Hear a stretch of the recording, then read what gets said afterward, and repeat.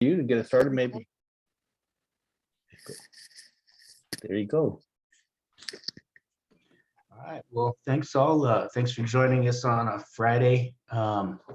Friday morning. I know it's busy last part of the week, last final push for all of us. So just looking forward to talking with you guys. I know fun stuff, national accreditation, but I know it's something that it's important for all of you to understand. And I think it's something we've been talking about for 3 years now. So at least I'm glad that we finally have something substantial to really share with you and think about as we move forward. Hopefully all of you had the opportunity to watch National Main Street Center's video on the new accreditation standards. They did a really great job, I think, of going through all the new standards, the reason why they kind of been working with us to redo them, what the indicators mean, and why it's important for you guys to think about that as you transition towards this new space. I think it's important to note that I don't think it's a big shift for us, though. I mean, I think as a coordinating program, and working with you guys are already doing all of these things, so it's not going to be a big heavy lift for us. For other coordinating programs, it's going to be a big shift because they're not operating in the same way that we do. And I think this is part of the goal for this new accreditation, is really trying to get everybody throughout the country, all the coordinating programs, all the local Main Street programs on the same page as far as accreditation. So there's one standard for everybody, and as we move forward, because I think we probably have been much more rigorous than other coordinating programs have been with their communities. But I think it's part of, not all of them have the same resources as we do. So I think we're very lucky, and I think we're well positioned to show how strong our programs are. I think, vis-a-vis the rest of the country. So congratulations to you guys doing such great work. But I think just, my predecessor, Rich Williams, did a great job just kind of building the program up this way. I just real quick, I mean, we're not going to go through, the whole, all the standards, what they mean, because I think, like I said, National did a great job. I know the link to the video or the YouTube video went out with the invitation. So if you haven't seen it, please do watch that, because like I said, they go into detail on each one. But I think we just wanted to get an opportunity to talk with you guys, kind of let you guys know what it means for us in New Mexico, and give you guys an opportunity to ask questions if there are any concerns, or, let you know what the timeline is for us.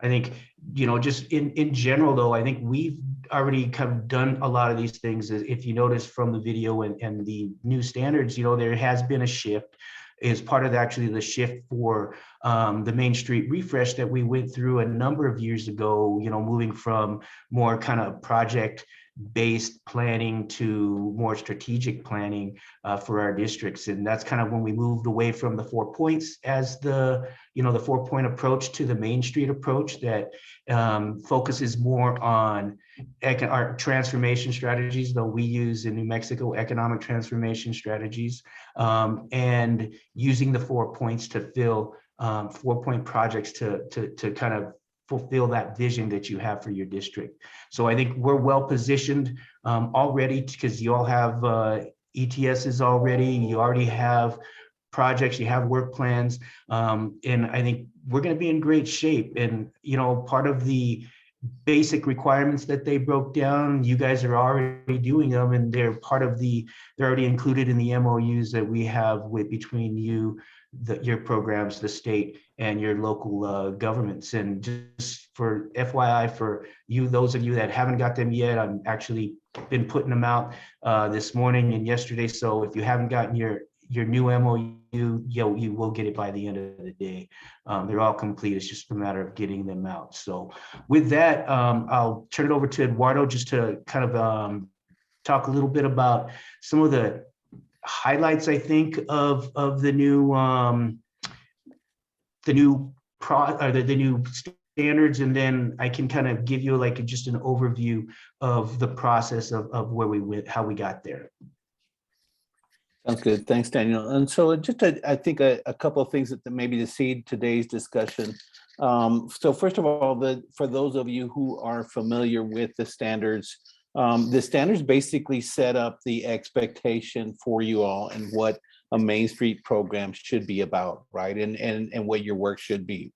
Some of you who have been here with us a little bit longer will recall that a couple of years ago, we distributed in advance of our annual site visits, we distributed a self-assessment tool.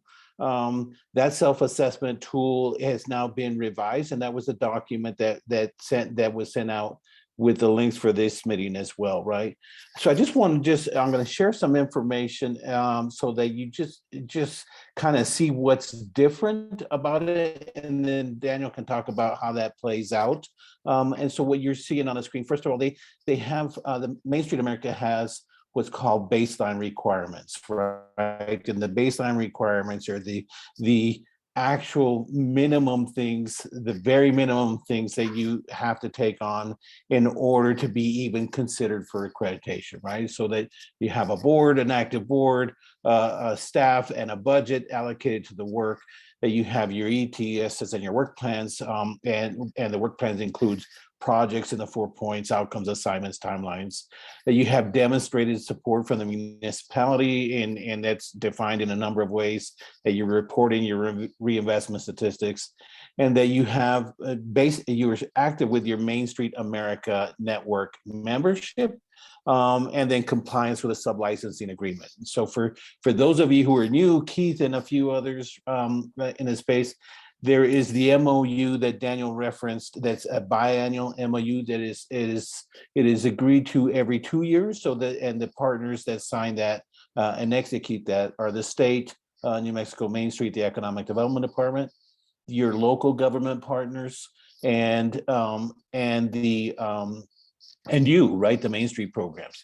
In the past, your local government partners were required to also adopt a resolution of support from the city council or the county commission that went along with that. I'll let Daniel cover that a little bit later in the conversation, whether that's still part of it as well. But I just want to give a quick overview of some of the things that have changed, and maybe or maybe just have a little bit more stronger or clearer language than the previous version of the tool, right? So, so we're down to 6 standards, indicators, and elements in those indicators, right? So there's a lot of depth in the standards, but I think some of the things that we're seeing a little bit stronger in this version and the previous version. First of all, under standard number 1, broad-based community commitment, is that you're expanding your reach to connect and engage with all sectors of the community and using a variety of communication tools, right? So there's an expectation and a little bit clearer language around both online and printed materials being part of that process, right? The second bullet is not necessarily new, right? But that leadership and staff are actively engaged in the public relations work, right? So we always talk about both the ambassadorship and engaging the community, but around this one as well. That you're meeting with your local government officials, and what I highlighted here, at least every quarter, right? And so I don't think it was previously defined. We used to recommend that you meet with local government officials at least every quarter, but not defined. And then an annual report, and this actually shows up in a couple of places. And before I leave these slides, I'll just talk about what we're doing to help. The second one, which really is kind of a change over the previous iteration, is Main Street America's focus on equity and inclusion. They realizing that, well, first of all, they know and understand that Main Street is for everyone and should be for everyone.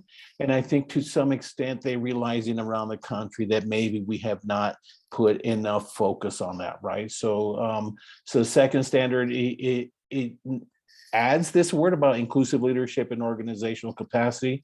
But then there's some specific things that either your projects and your work plans that address accessibility issues and inclusive design and address equitable access for all the stakeholders, and not only in the district, but in the community as well, right?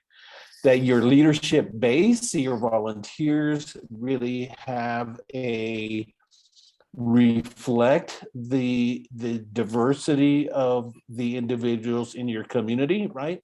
And this is the first time we've seen some of this language around they take into account race, ethnicity, gender, education, physical, mental ability, veteran status, and income level, right? So they really added some additional language around this one as well, that kind of clarify what their hopes and expectations are.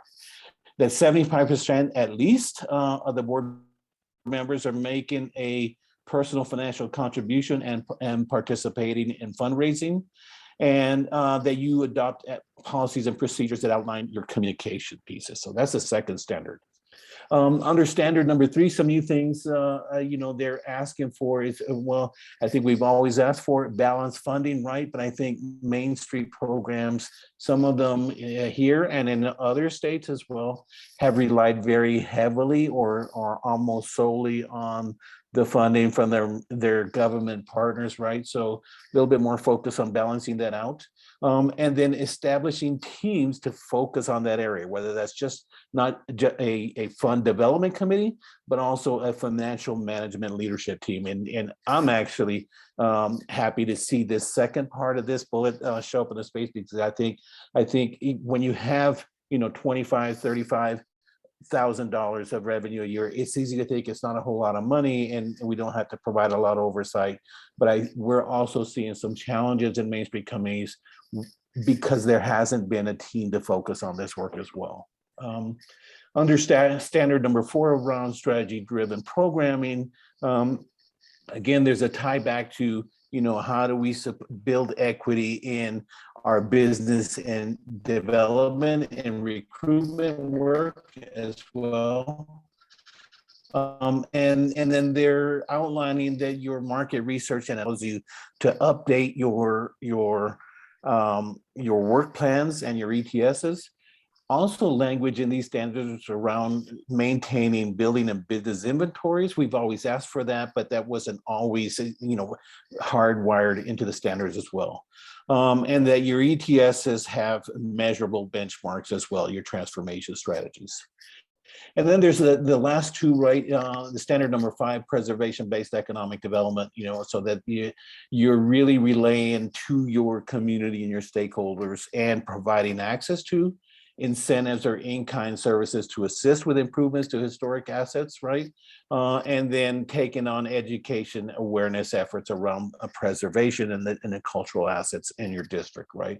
So that's often that we do as needed, that we're seeing it happens as needed. And I think the new standards have a little bit stronger language around those. And then the last one, the demonstrated impact, I was with the committee on a number of meetings that were helping to review and clarify these standards. Daniel was part of the executive council that was leading the work as well. But a lot of focus on not only collecting your impact data, but communicating that as well, right? And so not just the reinvestment stats, but things like testimonials, from your stakeholders, surveys about, how people perceive and or engaging your Main Street work, and the impact of your events and your programming as well, right? Again, in this standard shows up again an element around publishing and distributing an annual report. And I will be happy because we heard it quite a bit with the National Council who were reviewing the standards. We're actually trying to be proactive to help you in this space. So I've alluded to these a little bit in the past, that New Mexico Main Street, myself and Julia and Cam are collaborating to create not only a template for your annual reports, but a process to kind of upload the data and also bring in your revitalization statistics. So we are piloting that process right now with Connie in Tucumcari and Charles and Taos. We do expect to have a work session devoted to that at the Summer Institute in September. And so that you'll see a little bit more instructions, but Julie and Cam really put together an extremely well organized and good looking template that will basically pull in images from your program, images from your project, information from your revitalization statistics, and other data that you want to share. And then you could just and it will be really aligned with your color schemes of your logos as well. So it's really relevant to your community. And then you can distribute that as part of the process, right? We can't write the work for you, but I think everywhere we can write the reports for you. But I think the template and the process is going to make it so much easier and take a lot of the workload off of you. And that's why we want to lead a work session with at the Summer Institute to kind of walk through that as well. So I think that's all I wanted to share. We want to get some feedback. We want to hear your questions. Daniel, I don't know if there's anything you want to add about the National Council's work and what they want to do next, right? But where it's going and how this relates to the annual review process.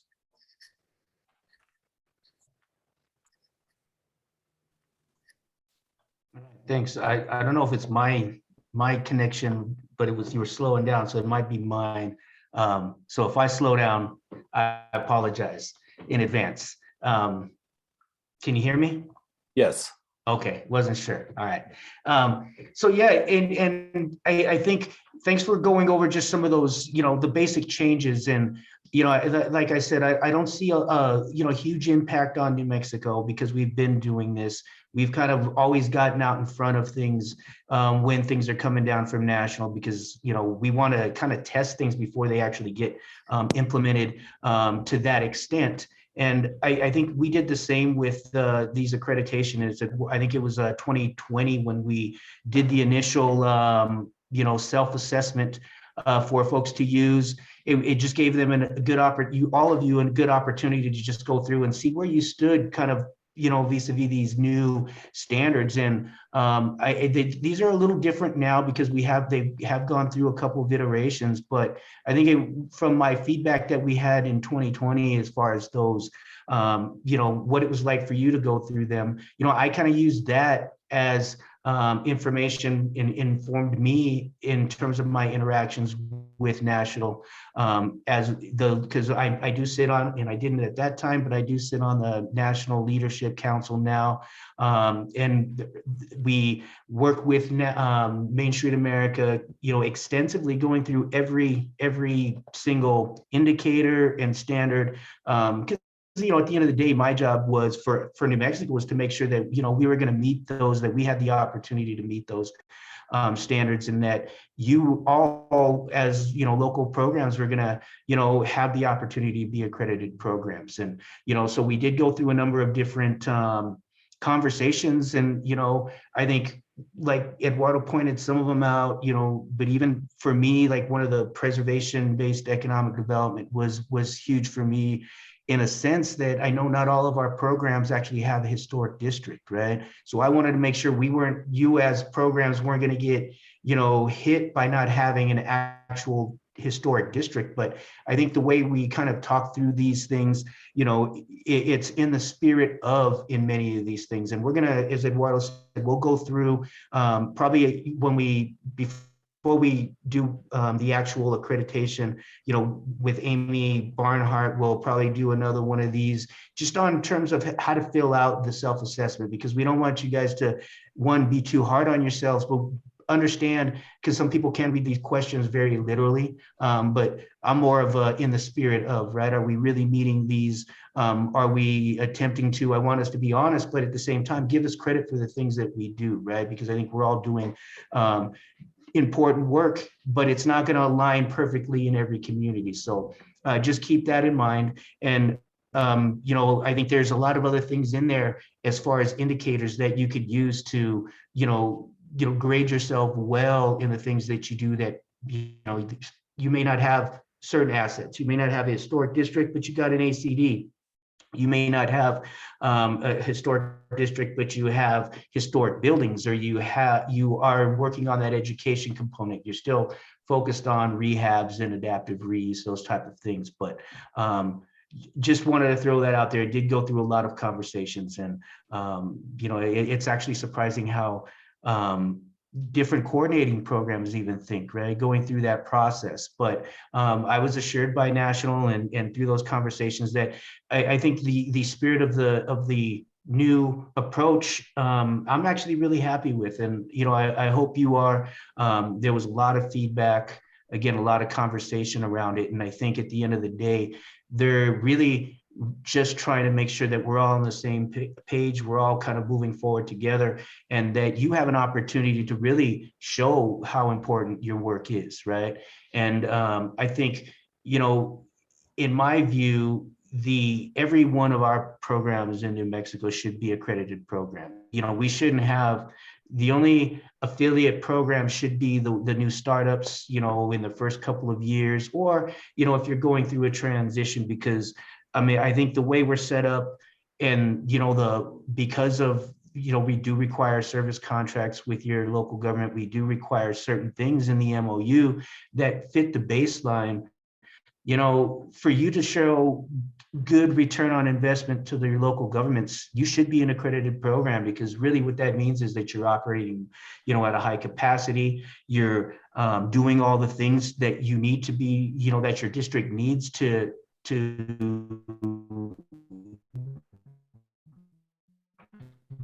go through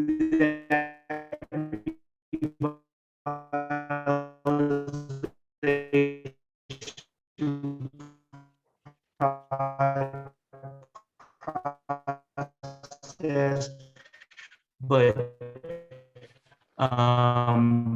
that your local businesses and your community are benefiting, right? So in that vein, am I freezing up? You're smiling. You are kind of freezing up a little bit, at least on my end, Daniel. I don't know if it's on my side or your side. I see it too, Eduardo. This is Chantel. It was doing it too, though, with you. So I don't think it's just the speaker. Okay. So yeah, Daniel's freezing up. So maybe while we wait on him to get back into space, do we have any questions or comments from anyone? This is John. Oh, yeah, go ahead, John. I'm from Belen. I'm kind of a ex-business guy, so I look at all of this from a business standpoint. What was the original standards? Your organization has been in, this organization has been in business for 40 years. And for 40 years, you had a series of standards that you changed this year. So my first question was, what was wrong with the old standards? What did you guys change that made it better?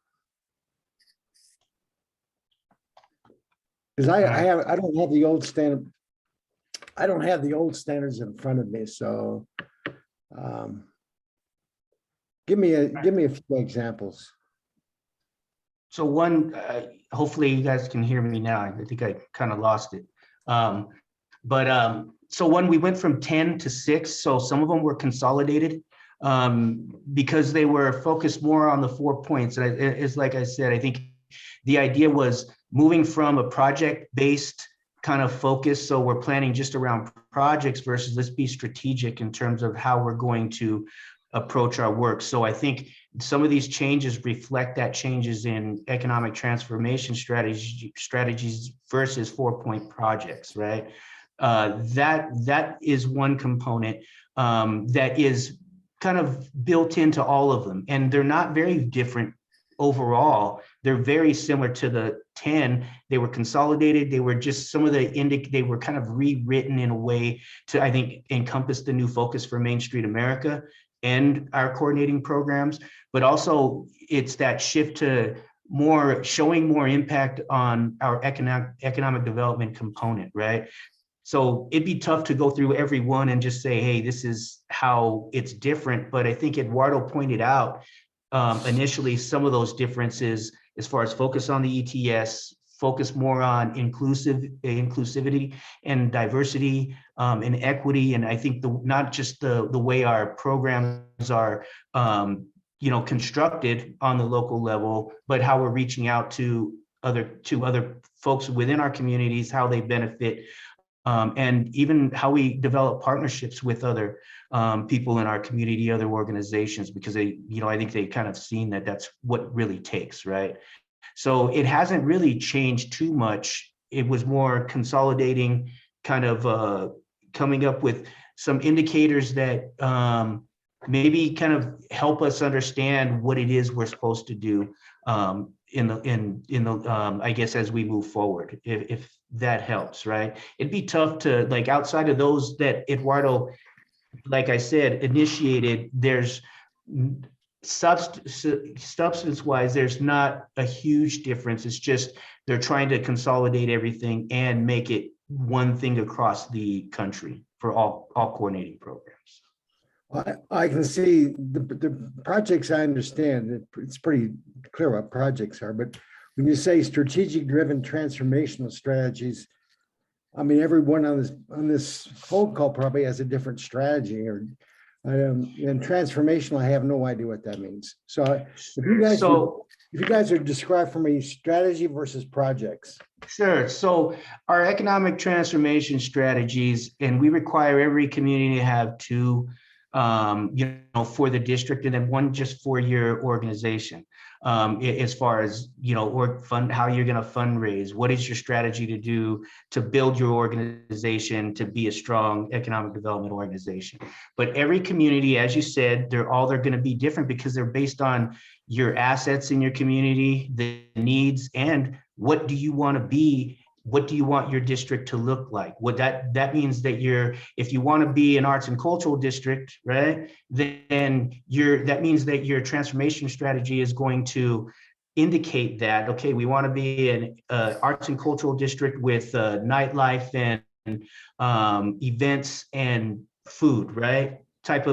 Then that means your projects are going to focus on realizing that strategy, right? So if that's your strategy, then you're going to be, working probably apply for an ACD designation. You're going to be working with artists. You're going to be trying to create programming for your district so that there's things for people to come and because you want it to be a destination. You're going to be trying to develop businesses that are going to be open and have food service and other things for people to utilize, right? So it really just, your projects fit into whatever your strategy is for your particular community. And they're going to be different because Raton may want a particular type of vision, have a vision for their community versus Deming versus downtown Albuquerque, if that makes sense.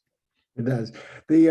For Berlin, we have a Main Street district. So when you talk about communities, all sectors of the community served, are you talking about the district community or the community of Berlin or Raton or Taos? Yeah. So we are talking about.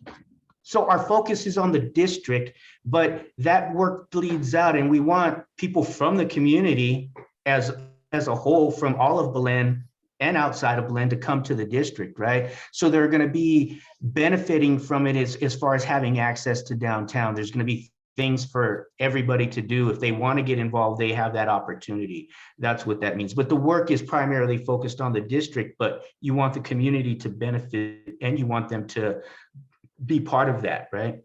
Whether it's coming down or even being part of the organization itself. Well, part of the strategy is to involve the whole community? As much as we can, yes. Part of the expectation. That's the expectation, yes. Yeah. And we know that's easier said than done, right? Yeah, you're right. It is. It's.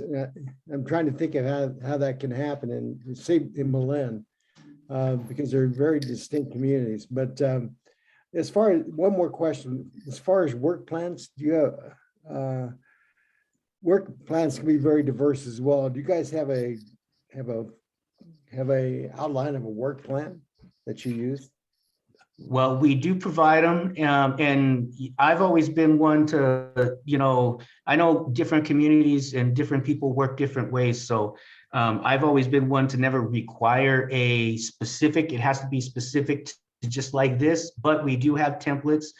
We do can help with the development of a work plan. I mean, that's just a simple service request that we can help each organization develop those. And again, it can be tailored to however your organization works, but it is required even now, and they do submit them, although each program submits them different. Some of them are more detailed than others, but we do want to make sure as we move forward, I think that all of our work plans are up to par, at least what we know national will accept as proof that you met that standard, right? And I think we're okay at this point. Okay. And I if I have can one more provide some question. context, John, just for a couple of context for your questions, I think what changed 4 years ago over, the 5 years and beyond is the self-assessment tool, right? I think most of this work was already hardwired into the expectations of a Main Street program, but the accreditation process, and if 5 years ago, 4 years ago, we implemented a self-assessment tool with a rating system, and between 4 years ago and now, that has been revised. The National Main Street Center felt like the initial tools were a little bit vague in some areas, which is why you see some stronger language now in the sense of in the self-assessment than you did in the past around specific topics. The other thing that as Daniel mentioned, the much stronger focus on inclusivity and equity building in your economic development work. So not just in your engagement with the community and looking at your community residents as potential stakeholders, but also those who should be involved. And I think that, 2 years ago, I sat in a session with the National Council and the Main Street America Board, and they felt like we have not provided enough attention to other groups in business development work, right? So how are we supporting minority groups, differently abled individuals who want to become entrepreneurs in that space? So that is playing out in the process as well. And then finally, again, I think a lot more attention to your outcomes, right? And so when they use the word strategy, but it's really what is your economic development goals, and how are you focusing your work so that you're not really drifting away too far from those goals, and really focusing on showing the outcomes of how you're moving in that direction as well. As far as the work plan goes, would it be out of the ordinary for you to, I have no idea whether, I haven't seen the work plan for Berlin yet, and they probably haven't, but I haven't seen it. So under this new program, the way you're doing business, can you take the assessments and build that into a work plan? Absolutely. It looks very, very comprehensive, and if work plans are how you do business. So if you're judging how you do business based on these assessments, it seems logical that the two link together. The answer is yes. I think if you have a work plan that responds to this self-assessment tool, that's a great start, right? But you'll also have work plans for specific projects or your economic development strategies as well. Okay, thank you. And we can provide some assistance, I think, especially as we move forward. I think that's what this year, when we're talking about, if you watch the national webinar and their timeline, they're talking that they want every community to have it implemented by the end of 2023, and that 2024, that's what the standard's on. And different programs, coordinating programs, they do assessments at different times. Our goal will be, and it like I said, we always like to get ahead of things because I want to make sure everybody's prepared, and it's we don't want to be punitive, like, oh, you didn't do this, you didn't do that. No, to me, it's a process. We start right away, we build up so that when they actually go into effect, we're all prepared, so there's no surprises, right? So we will be using this self-assessment tool for these accreditation for the process this fall. So I think it's important now for everyone just to get familiar with it, right? As executive directors, as board members, and so that you can think about where you fit in, so that you think about what you're doing, how it fits in as you work on your work plan. So we're not waiting until we start, we're doing the accreditation process and oh, your work plan doesn't fit this, right? But that is kind of the goal, and we'll tweak the document so that it's easy to tally the scores and whatnot. But we're going to be prepared, so that gives us a whole nother year. We can kind of go through it. Okay, these are the weaknesses. These are different things that we can help you or make suggestions to improve. I think your work and maybe how that plan and your work is structured so that the following year, you're going to be in great shape. So we will have more information on that going forward. And I know, Keith, you have a question. I do. More of a comment than anything, guys. I won't take up too much time, but I just kind of want to give my perspective from my point of view. My name is Keith Romero. I'm the president and chair of the Barelas Community Coalition.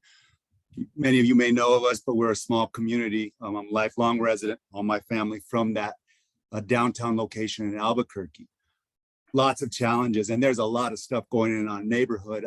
I've done this for 3 years. I'm a litigating attorney by training, but I'm new to the public interest sort of community roots activism sort of game. I'm going into my 3rd year. I found the information and the system of support from Main Street invaluable. I would have found it hugely helpful at the beginning to have some of this framework. I found, in having to orient myself to the old criteria and accreditation standards and what is done now, I see it twofold. One, it's a distillation and build upon what they previously had in place, and as much a standardization, probably for their management purposes, to sort of standardize some of these indicators, as Daniel is saying. My first couple of years there, I found that we were always reactive to things going on in our neighborhood because there is so much going on down there. Barelas and the rail yards market and so on is like the last frontier of development in Albuquerque in many ways. So rather than being reactive and having this framework and it being very applicable to our given situation, I was very appreciative of that. And it's been hugely helpful. We just went through a strategic planning process, 2.5 more days with Eduardo. A lot of work went into it. We have the strat plan now. I was reading it beforehand, and it's hugely helpful. And I'm grateful for you guys for the work that you did. So that aside, I found it hugely helpful. I appreciate, Daniel, your words about this stuff sort of being aspirational and not these hard benchmarks, although I think, we need to hold ourselves accountable. But to me, all these things are generally very commonsensical about the work that we're doing. And I appreciate the detail in terms of fleshing some of this stuff out. But that's all I had. You all are doing great work. Thanks for your time this morning. Great. Thanks, Keith. So real quick, before we go into more questions, if there are more, I did want to just give, because I know I kind of fell off there for a minute, bad internet. But as far as the accreditation process moving forward this year, we are going to change things up a little bit. So I just want to throw it out there now so you guys were prepared. And it's not substantive. It's more, we are going to focus on the self-assessment. The actual assessment itself will be virtual this year, because I think the idea is, unlike the past few years, or just this past year, me and Lucas split things up. We went to different communities, and man, I felt lost not being in half the communities. Like, I don't know what's going on. I like asking everybody questions, and not that, Lucas or Amy or Eduardo didn't do a good job. It's just, I don't know. I get like a feel when I'm in a community, just in terms of, talking with you guys, being with you and understanding your projects, and it helps me get a better idea of what you need. But I think we're going to move it. We still going to do a site visit, but it's going to be just a site visit, disconnected from the accreditation process, right? Because I usually, even in the past, we've been doing like 2 a day. So I feel rushed. We don't get enough time to really spend with you guys, and it's, there's pressure. I got to do this, I got to grab this, but I think, get these people together. But I think the focus and we're going to spread them out so it's not all at one time. But the idea is they're probably starting in the summer, and even maybe sooner. We're going to be connecting with you guys just to do a day visit, right, in each community with me, Lucas, and probably Amy or whoever else is with us. But it's going to be no low pressure, right? We still want to meet with folks. We still want to, but we want to make it more an actual visit, more conversation, and kind of separate it from the actual accreditation process, because I think it's more of a check-in. Hey, let's strategize about what we want to do, what we want to accomplish, so that when we get to the accreditation, even if it's virtual, we're just basically building off of the self-assessment tool, and then we'll have that information then. So just an FYI, that's kind of how we're going to be working things this year. We're going to try it out. It'll be a little different, but I know it'll be more helpful to me, one, just to be in every community and not to be rushed and feel rushed when we're there, right? And hopefully for you all that you're not feeling the pressure of the accreditation process on the site visit, because I want that just to be a visit. So we'll be putting more information about that as we move forward. But I'm just looking forward to getting out again to every community, because it's been a while since pre-pandemic, since we've been in every community. And actually, it's something that even my bosses, Lucas, Julie, and Jesse can attest to this. We had our own division meeting, and their message to us was get out to the communities. We want you guys in the field. We need to be out there again, and I'm looking forward to it. We've already started, going to a couple of communities on other things, but doing the same type of site visit. So we'll be in touch, scheduling those out, and we'll be flexible, because we want to make sure that it's a good process, that we're able to spend some time together and just kind of talk through things, work through things, and make sure everybody's in a good place. So we'll send more information about that, but hopefully everybody's good with that. And then again, any questions, we're always here. So can I ask a question? Can I ask a question? Sure. Yes. So one thing I just want to say is that the best experiences I have with Main Street are when we meet. When we were in Farmington last fall, I learned so much from my colleagues. We don't need to reinvent wheels. We're all in different towns. And I think sometimes, for Las Vegas anyway, we still feel like we're isolated sometimes if we're not chatting with our colleagues. So I don't know how the quarterly or semi-annual meetings are going or whatever, but I think that's still and even through this process, it would be really helpful to meet, or at least meet once a month, virtually, or however we can do it, because it's really, really useful.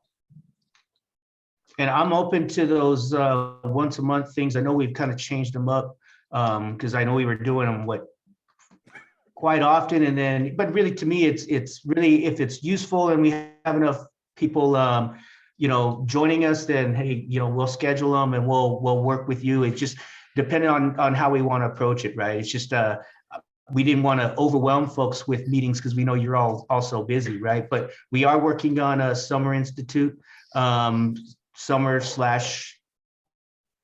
Fall. early fall, but we will be meeting again. And we do apologize for even the Santa Fe one being the winter conference being canceled, but health concerns, we have to take those into account. But I'm with you. I think when we meet is important, and it gives us all a chance to kind of talk through things and learn from each other. But Eduardo, you were going to say something?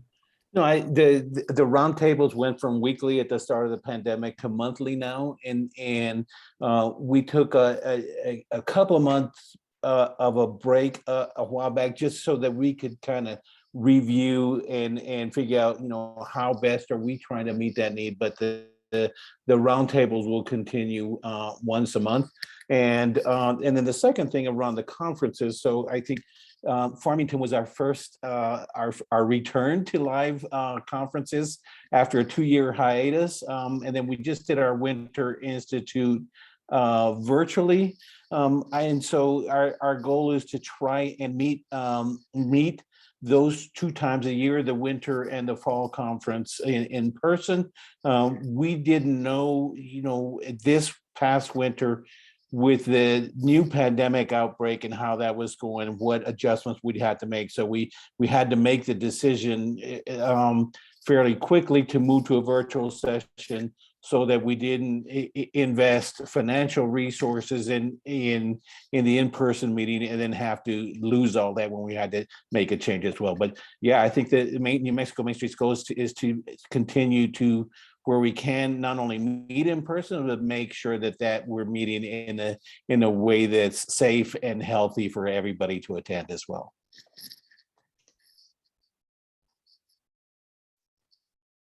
Any other questions, comments, concerns about the accreditation or the standards? I have another question. When you talk about get out into the communities, are you talking about getting with the board or actually getting with the businesses in the communities?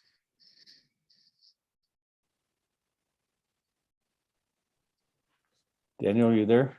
I think Daniel just froze up. Did you hear my question?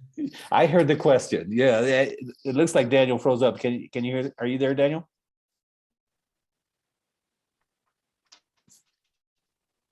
Yeah, I think Daniel's freeze.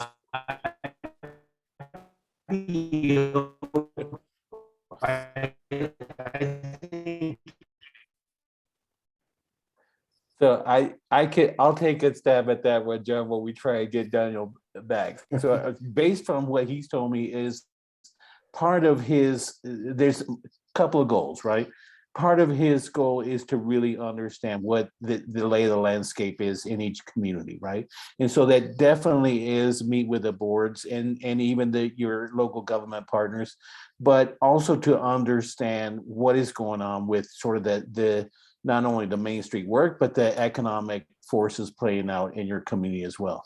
So there's opportunities for him to meet the businesses in the district and their other stakeholders. I think he definitely wants to take advantage of that. I was in Alamogordo this week, and Nolan, the executive director, took me downtown to meet some of the new businesses down that space. And there's so much information that we're able to get about how we can support districts when we meet with the downtown businesses. So I think it's a both and, not just a meet with the board and a meet with the staff and municipal partners as well. Yeah. I was hoping you would say that because you talk with the board, you talk with a very specific group of people. And if the conversation is always with the board, you may not get the full story. So talking with members of the business community and private sector, private owners, landowners to me is essential. No, I'm with you. And I think that's part of the goal of making it, like one community per day. So we have the time to, my favorite part is just walking the district and meeting people, right? Seeing things, talking with folks. That's my favorite part of it, because those are the things that we don't get to see, or those are the people we don't interact with on a regular basis. Good. And I just mentioned Nolan's name, and so maybe I'll take the opportunity to introduce him to the group. Nolan Ojeda is the new executive director for Alamogordo Main Street. And I think everybody, not only in New Mexico Main Street, but with the Alamogordo Main Street Board, is excited to have him in the space. And so Nolan's first roundtable, he's joining us today. So I just wanted to introduce him to everybody. Welcome. Thanks, guys. Excited to be here.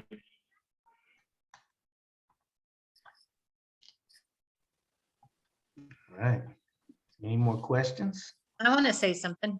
Of course, I always have to say something. No, I just want to thank you guys, because we've been prepping for this now for a couple of years. And so when those changes do come down the pipeline, we're ready. So I appreciate that you start prepping us way ahead of time. And then it's not so shocking, and it's not, so thank you. We're ready, you guys. We're ready. We are. I'm like, when I was going through those meetings, and even, the leadership council working directly with the leadership at Main Street America, I mean, listening to some other coordinating programs complain about this or that, oh, we can't do that. It's like, no, we're already doing it. Our folks are already doing, they've been doing it, right? So I felt like we were in a great shape, and I'm happy with it.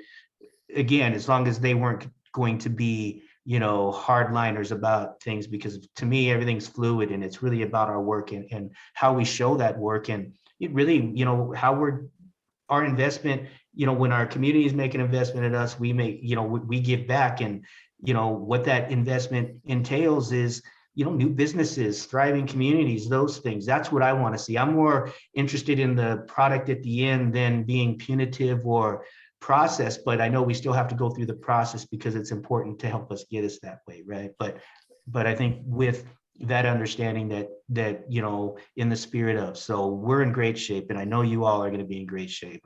And my goal, and I think when I started, even as assistant director, my goal was to have because back then we only had maybe a third of our programs were accredited, maybe half. My goal was, no, man, every community should be an accredited program, because that's I think the investment that our local governments are making in our organizations. And we, as a state, it's my job to help you guys get there as well, right? So yeah, we're going to be in great shape. Love all of you guys. You guys are all great, and I know you all do great work, and I appreciate everything that you do for your communities and the state as a whole. Anyone else? Final comments, questions? All right, Friday. So I will close by saying it's great to see you all on the screen. We have some announcements we'll be making fairly soon about our summer/fall institute in September. As for those of you who don't know, the dates for those are September 14th through the 16th, right? So keep an eye out for some messages coming from New Mexico Main Street about the Summer Institute. We're real excited to be working with you, and also to help get started with the communications piece. As I mentioned at the top of the session, the amazing work that Julia and Cam did to help prepare us for the annual reporting piece.